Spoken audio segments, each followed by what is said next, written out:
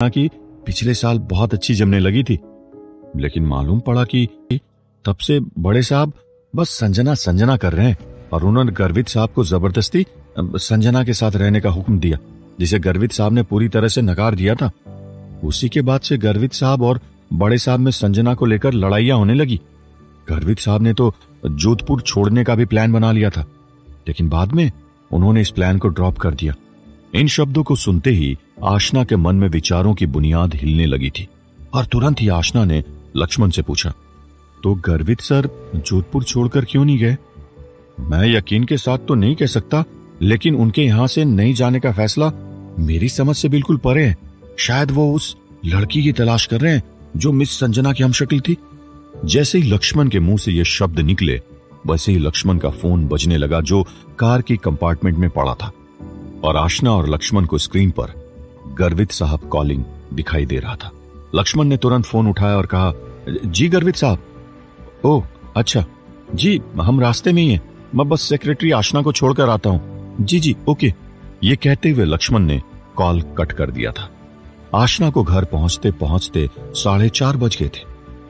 आज के हादसे ने आशना की रूह कपा दी थी। अपने कमरे में जाते ही आशना बिस्तर पर लेट गई थी और खुली आंखों से लक्ष्मण द्वारा कही बातों को अपने दिमाग में गुदगुदाने लगी थी। आखिर गर्वित मुझे क्यों ढूंढ रहा है? क्या वो मुझसे प्यार करता है? नहीं, वो तो परेशान करने वाली औरत से प्यार करता है, लेकिन वो औरत तो मैं ही हूं। क्या वो रिकॉर्डिंग झूठी थी? नहीं, वो आवाज तो गर्वित की थी। क्या मुझे गर्वित से अब एक उचित दूरी मैं आशना के प्रति चीजों को बर्दाश्त क्यों नहीं कर पा? भले ही नहीं, लेकिन न जाने क्यों अभी भी मेरे दिल को यकीन नहीं हो रहा। क्यों मेरा दिल उसे देखते ही फड़फड़ाता है? आखिर क्यों? इसके पीछे राज क्या है? इन विचारों को अपने दिमाग में बुनते हुए गर्वित और भी ज्यादा शराब पीने लगा था। 1 महीने पहले गर्वित ने आशना के ऊपर अपनी एक चतुर चाल चली थी। गर्वित ने आशना को ऑफिस से उसके घर ड्रॉप करने की बात कही, क्योंकि वो भी उसके घर की तरफ जा रहा था। आशना को इसमें कुछ भी संदेहजनक नहीं लगा और आशना ने तुरंत ही हामी भर दी थी।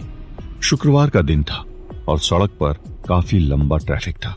अभी कार ने महज 4 किलोमीटर का सफर तय किया था, लेकिन उस सफर को तय करने में पूरे 45 मिनट लग गए थे। पेडेस्ट्रियन स्ट्रीट पर पहुंचते ही गर्वित ने अपनी कार रोक दी थी। गर्वित तुरंत ही अपनी कार से बाहर निकला और मिल्क शेक फैक्ट्री नाम के स्टोर में चला गया था। आशना को लगा कि शायद गर्वित को कुछ काम होगा, इसीलिए आशना ने भी ज्यादा ध्यान नहीं दिया था। लेकिन आशना ने सोचा नहीं था कि जब गर्वित लौट कर आएगा तो अपने साथ एक मुसीबत लेकर आएगा। जी हां, गर्वित के हाथ में 2 इलायची मिल्क शेक थे। आशना को गर्वित का खेल तुरंत ही समझ आ गया था, लेकिन अपनी भावनाओं को संभालते हुए आशना ने शिकन के द्वार अपने चेहरे से हटा दिए थे। आशना ने आराम से गर्वित के सामने उस इलायची मिल्क शेक को पिया और साथ ही साथ उसकी बहुत तारीफ भी की थी। 1 घंटे का वक्त लगेगा, इसलिए आशना ने डर और बौखलाहट पर विश्वास जमाते हुए काबू पा लिया था। गर्वित के सामने अब पूर्ण रूप से तय हो गया था कि आशना उसकी परेशान करने वाली औरत नहीं है। वो अलग बात है कि जब गर्वित ने आशना को उसके अपार्टमेंट के बाहर छोड़ा और जब गर्वित आशना की नजरों से बहुत दूर चला गया, तो आशना अपने अपार्टमेंट के अंदर नहीं बल्कि टैक्सी रोककर सीधा अस्पताल गई थी। पूरी रात भर्ती रहने के बाद ही आशना शनिवार सुबह अपने फ्लैट आई थी। शनिवार था, इसलिए आशना को छुट्टी लेने की भी जरूरत नहीं थी और गर्वित के मन के सारे शक के बादल भी दूर हो गए थे। सारे समीकरण बनाते हुए और उसे समझते हुए आशना ने गर्वित की चाल को ध्वस्त कर दिया था। समय का पहिया चलता रहा। उस हादसे को अभी हफ्ता भर भी नहीं हुआ था कि आशना के ऊपर मुसीबतों का दौर शुरू हो गया था। बुधवार को काम के बीच में आशना को अचानक से उसकी मां का कॉल आया, जिन्होंने आशना को बताया कि उसके छोटे भाई अंकित को उसकी कंपनी वालों ने फ्रॉड और धोखाधड़ी के मामले में गिरफ्तार करा दिया है। इस खबर ने आशना को हिला के रख दिया था।